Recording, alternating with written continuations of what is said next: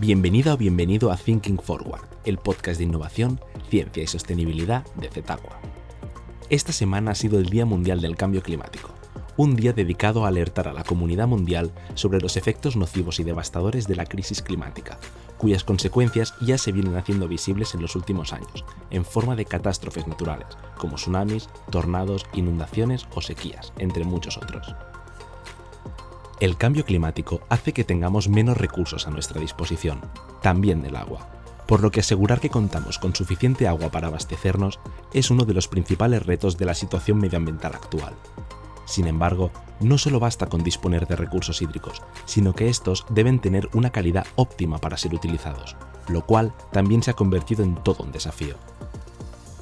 En el anterior episodio hablamos sobre la huella de carbono y sus efectos. Hoy veremos cómo la acción humana o la huella humana es responsable en gran medida de la contaminación hídrica.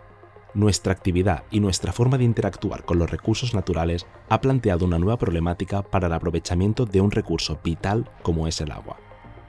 Actualmente, y debido a nuestra actividad, llegan a las aguas naturales productos farmacéuticos y otros contaminantes, a los cuales nos referimos como contaminantes emergentes, que perjudican su calidad y, en consecuencia, hace que no podamos disponer de estos recursos. Por ello, como comentaba, en la situación actual de cambio climático, no solo debemos preocuparnos por el abastecimiento de agua, sino también por su calidad, para que ésta pueda ser realmente aprovechada para usos urbanos, agrícolas o industriales, entre otros. El cambio climático debe ser una prioridad constante en nuestras agendas, y ahora, más que nunca, aprovechemos todos los altavoces disponibles para hablar sobre la crisis climática y sus efectos, para dar toda la visibilidad posible y sensibilizar a la población mundial sobre esta problemática de ámbito global. Soy David Pacheco y esto es Thinking Forward. ¡Empezamos!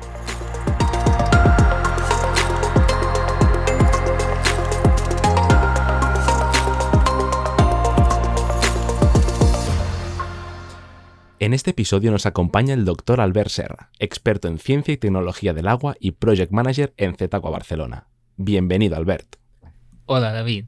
Muchas gracias por invitarme. Antes de empezar, en el capítulo anterior estuvimos hablando con Alejandra Sepúlveda sobre la huella hídrica y de carbono, y retó a nuestros seguidores a responder la siguiente pregunta, muy relacionada con esta fecha, el Día Mundial contra el Cambio Climático. ¿Qué porcentaje de las causas de escasez hídrica en Chile es atribuible directamente al cambio climático? Había 3 opciones, 17%, 23% y 29%. ¿Te atreves a responder la pregunta, Albert? Sí, lamentablemente no conozco mucho la realidad de Chile, pero entiendo que el cambio climático puede tener un efecto importante, entonces diría que la respuesta B, un 23%. Pues no es correcto. La respuesta sería la A. Un 17% de las causas de escasez hídrica en Chile es atribuible directamente al cambio climático. Como siempre, muchas gracias a todos y a todas por participar a través de nuestras redes sociales y enhorabuena a los que habéis acertado. Y a los que no os preocupéis. Tendréis otra oportunidad con la pregunta que Albert nos propondrá al final de este episodio. Estad muy atentos. Ahora sí, empezamos con la temática de hoy, los contaminantes emergentes. Dinos, Albert, ¿qué entendemos por contaminantes emergentes? Bueno, los contaminantes emergentes al final son sustancias que se encuentran en el medio ambiente debidas a la actividad antropogénica de las personas, o bien sustancias que ya están en el medio ambiente, pero se encuentran en concentraciones más elevadas de lo que deberían debido a la acción de las personas, de la sociedad. Entonces, hasta aquí es un poco la definición de contaminantes. Tú me preguntabas contaminantes emergentes. Entonces, ¿este apellido a qué hace referencia? Emergentes básicamente son contaminantes que no están regulados, es decir, que la legislación no exige un límite ni un máximo de su presencia pues, en aguas ambientales, etc. ¿Y por qué no están regulados o por qué no existe este límite? Porque entre varias comillas podemos decir que son contaminantes nuevos. Nuevos puede decir que están presentes en el medio ambiente desde hace relativamente poco, porque son derivados de nuevas actividades, o sobre todo la gran mayoría podemos decir que son nuevos porque ahora disponemos de las técnicas para detectarlos y antes no podíamos. Por lo tanto, como hace poco que los podemos estudiar, pues están los centros de investigación viendo sus efectos y eso ayudará al día de mañana a que se regulen o no y por lo tanto dejen de ser emergentes. Entendido. ¿Y cómo afectan estos contaminantes emergentes a los recursos hídricos y a su calidad? Pues como te comentaba, los posibles efectos de estos contaminantes emergentes están bajo estudio por parte de centros de investigación, centros tecnológicos. Pero por poner un ejemplo de lo que se estudia de posibles efectos de estos contaminantes emergentes, es por un lado si se acumulan en los organismos que habitan el medio acuático, por ejemplo si la presencia de estos contaminantes pues se acumula en peces, moluscos que habitan pues los ríos, los lagos. ¿Y por qué se analiza esta acumulación de contaminantes emergentes? Principalmente por dos motivos. Uno es porque puede tener un efecto adverso para los organismos que están expuestos, es decir, puede alterar el ecosistema y la biodiversidad del medio ambiente al que habitan. Y por otro lado, la acumulación de esos contaminantes emergentes puede tener un efecto adverso si se acumulan en organismos que sirven para el consumo humano, peces, moluscos. Entonces, recalcar que en el caso de contaminantes emergentes está bajo estudio, pero si se llega a la conclusión que pueden suponer un peligro y llegan a ser regulados, la presencia de estos contaminantes puede impedir, por ejemplo, que se lleven a cabo determinadas actividades en una masa de agua, ya que estarán por encima del límite de la regulación. Y para clarificar conceptos, ¿cuándo consideramos que el agua tiene una calidad óptima y cómo se ejecutan los controles de calidad del agua? Mira, David, una calidad óptima de las masas de agua en cuanto a contaminantes emergentes u otro tipo de contaminantes sería aquella agua que no tiene ningún impacto por parte de las actividades humanas. Lamentablemente, eso es prácticamente imposible de encontrar en todo el planeta. Encontraríamos contados ejemplos. Entonces, la calidad óptima de los cuerpos de agua viene determinada debido a varios factores, y uno de ellos es el uso que le damos a esta agua. Por ejemplo, si hablamos de una masa de agua, de un embalse, tendrá una calidad óptima diferente, depende del uso. Eso quiere decir que si tenemos dos embalses exactamente iguales y uno de ellos tiene zona de baño y el otro no, el lago o el embalse que tenga zona de baño tendrá unos parámetros y unos límites mucho más estrictos que el embalse que no lo tenga, y por lo tanto lo que determinemos como calidad óptima será diferente en un embalse u otro. Esto es un factor. Existe otro factor que es las características propias de la masa de agua, es decir, si el cuerpo de agua está en una zona de interés natural o de interés para su biodiversidad, entonces también tendrá unos estándares de calidad óptima mucho más estrictos que aquellos cuerpos de agua que no lo estén. Y así muy brevemente me preguntabas cómo se determina la calidad de los embalses. Se miden como tres bloques de parámetros. Por un lado, parámetros biológicos, donde se analiza pues la biodiversidad de especies, la presencia de especies invasoras mediante una serie de índices. Se analiza también la calidad del agua en cuanto a presencia de contaminantes químicos, principalmente regulados, y se analiza también la hidromorfología de aquel cuerpo de agua, que quiere decir si está alterado. Un ejemplo muy claro es, por ejemplo, si en un río están alteradas sus orillas o hay presas que alteren su caudal. Perfecto, Albert. Entonces, y recuperando lo que apuntabas, ¿cuál es la función de los actores implicados, como es Zetaqua, como centro tecnológico, para abordar esta situación y garantizar la óptima calidad de las aguas? ¿Qué proyectos o iniciativas se están llevando a cabo? Mira, pues en relación a esto último que comentábamos de los indicadores de calidad del agua, en Zetaqua estamos colaborando en un proyecto que lo que hace es facilitar el cálculo de estos indicadores, que en muchas ocasiones es un cálculo muy tedioso, pues mediante el desarrollo de algoritmos y poniéndolo en un sistema permite pues el cálculo de estos indicadores y lo agiliza. Si retomamos un poco el tema de los contaminantes emergentes, uno de los roles principales de Zetaqua es al final el de buscar, optimizar y desarrollar estrategias tanto para detectarlos como también para eliminarlos, principalmente del agua residual.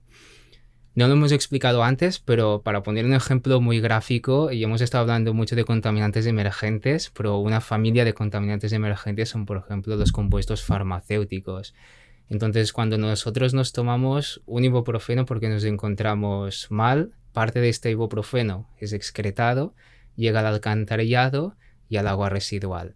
Entonces, Zetaqua está desarrollando diferentes proyectos que lo que quiere hacer es optimizar las depuradoras para que sean una barrera para que estos contaminantes emergentes pues no lleguen al medio receptor o no lleguen al agua reutilizada. Un poco más concretamente, se están desarrollando proyectos que lo que hace es investigar, por ejemplo, de las tecnologías que ya existen en las depuradoras, cuáles son aquellas más efectivas para eliminar diferentes tipos de contaminantes emergentes. También saber de las tecnologías que ya existen, cuál es la mejor forma de operarlas para que sean más efectivas y, por supuesto, que desarrollar y probar nuevas tecnologías o trenes de tratamiento para tratar el agua residual para que sean lo más efectivos para eliminar este tipo de contaminantes y evitar que lleguen al medio ambiente. Genial, Albert. Entonces, en la contaminación de las aguas naturales con contaminantes emergentes, como decías, son de origen antropogénico, es decir, derivado de diferentes actividades económicas. ¿Cuál debería ser la implicación de estos actores para poder asegurar una calidad óptima del agua? O en otras palabras, ¿cómo pueden contribuir a revertir la actual situación de contaminación de estas aguas con contaminantes emergentes? Pues mira, tanto la sociedad como los diferentes sectores productivos pueden tener un rol muy relevante para contribuir a reducir la presencia de contaminantes emergentes. Antes hablábamos de las iniciativas de intentar eliminarlos del agua residual y así impedir que lleguen al medio ambiente, pero la mejor forma de eliminarlos ya es impedir que estos contaminantes lleguen al agua residual, lo que se llama los tratamientos o las actividades en origen. Por ejemplo, para poner un ejemplo práctico, en el caso de los compuestos farmacéuticos que antes hablábamos, la sociedad, todos podemos tener un rol importante con actividades cotidianas tan sencillas como es no tirar las pastillas caducadas que tengamos en casa por el retrete, ni tampoco por los vertederos convencionales, sino haciendo uso de aquellos métodos de disposición adecuados. De este modo evitamos, como decíamos, que lleguen al agua residual y ya nos evitamos tratarlos a posteriori. Otro ejemplo que pueden hacer sobre todo las industrias o los sectores productivos, otro tipo de contaminantes emergentes de preocupación son los microplásticos. Y una de las fuentes de microplásticos relevantes son aquellos derivados de las fibras textiles de la ropa que llevamos.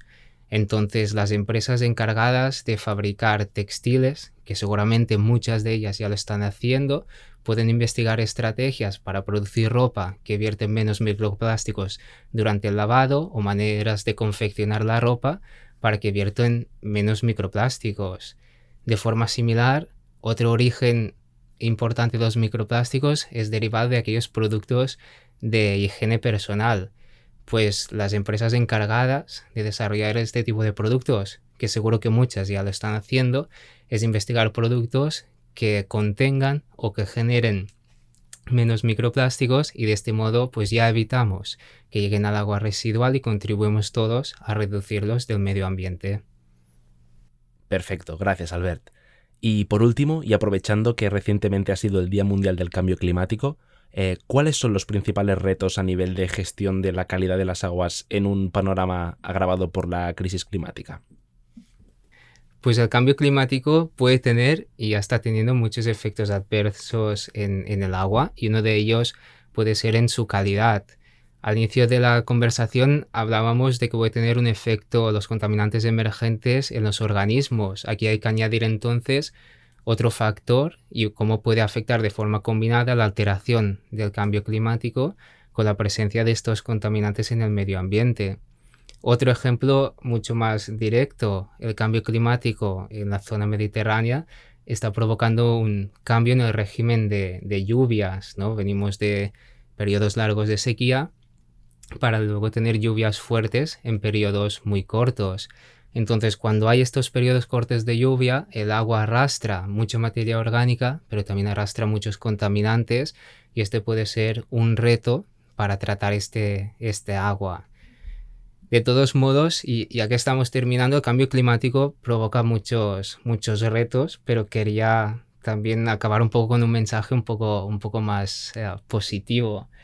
Entonces, cuando yo estudiaba, un profesor nos preguntó a ver cuál pensamos que era la época en la historia o los años donde las masas de agua habían estado en peor estado. Esto no es la pregunta del día, esto vendrá luego.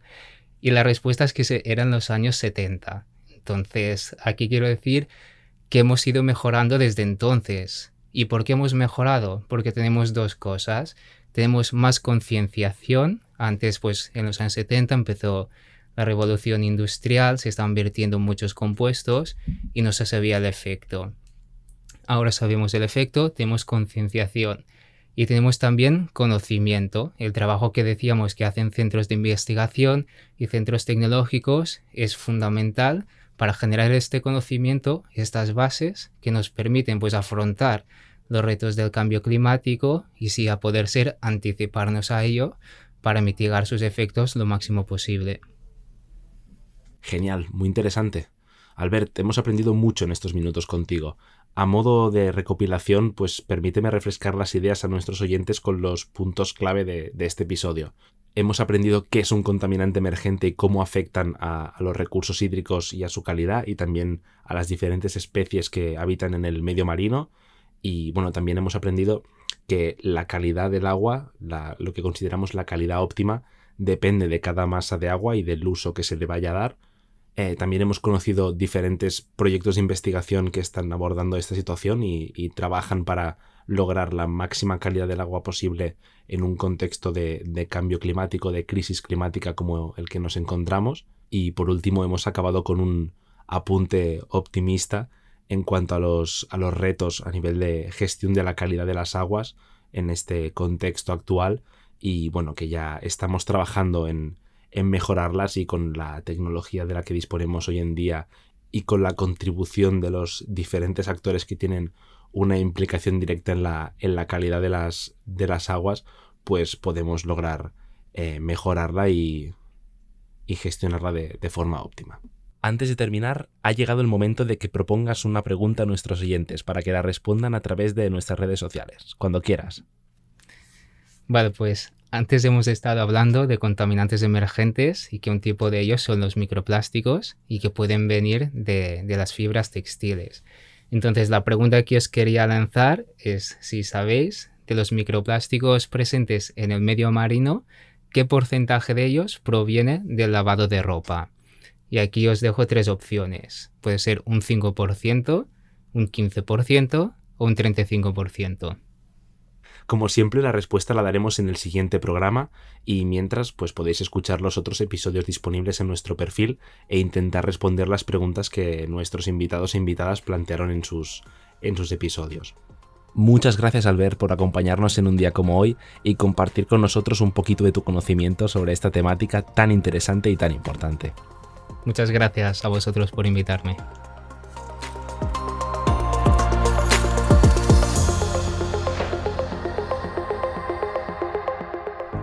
Como ya sabéis, este es el podcast de Cetaqua, el Centro Tecnológico del Agua, creado para asegurar la eficiencia del ciclo del agua, y que con este podcast se asegurará de que tú también sigas Thinking Forward. Gracias por acompañarnos un día más, nos vemos en el siguiente. Mientras, síguenos en redes sociales en cetaqua.com y no olvides pinchar en la campanita que aparece en la parte superior de nuestro perfil, para enterarte siempre cuando subimos un nuevo episodio. ¡Hasta pronto!